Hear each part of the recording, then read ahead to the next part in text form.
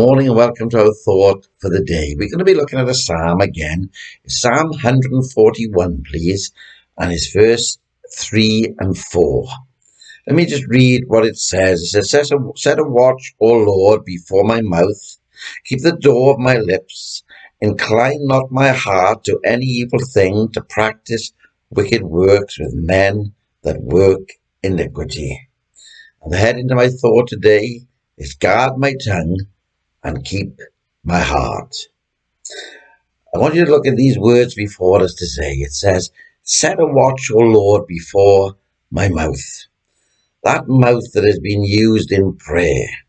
What a pity it would be if it were to be defiled with lies and pride and wrath and anger.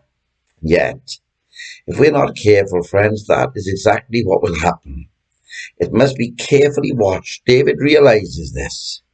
In his own watchfulness, he realized that it was not sufficient. And so he begs the Lord himself to keep a watch. What wisdom David shows in this situation. You see, when the Lord keeps a watch, we know that all will be well. We know that it will be well guarded. We read in James chapter 3 and verse 5 that the tongue is a little member and boasteth great things. It goes on to say that the tongue is a fire, a world of iniquity. It defileth the whole body, and it is set on fire of hell, and no man can rule it. It is full of deadly poison. And I'm sure that all that is listening to me this morning knows that to be true. How many people have you hurt by an unwise word? And how many people have hurt you by an unwise word? David goes on to say, keep the door of my lips. He says, oh, how good it would be if God took control of the opening of my lips. What trouble we would be saved from, and what hurt others would be saved from if God took control of our mouth. He speaks about his mouth, he speaks about his lips, and now he speaks about his heart. And he says, incline not my heart to any evil. In other words, he is saying, lead me not into temptation. Here the psalmist knows that he who rules the heart is the Lord of the man. But if the tongue and the heart is under God's care, then all is safe. Let us forever pray that God will rule our hearts, and that we will never desire to take over the rule for ourselves. So if we did, within a very short time, we will decline into all sorts of wrong.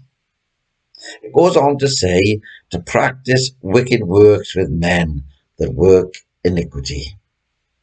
God grant that we never desire to work wickedness with the wicked. For unless the fountain of life is kept pure, the streams of life will soon be polluted. Be careful whose company you keep, for the company of the wicked will drag you down to destruction. For God promises to punish all sin. And the thought of grieving our Saviour should bring each and every one of us to our very knees. Let us also remember, friends, that if we do not share in the wickedness of men, then we will not share in the judgment of wicked men.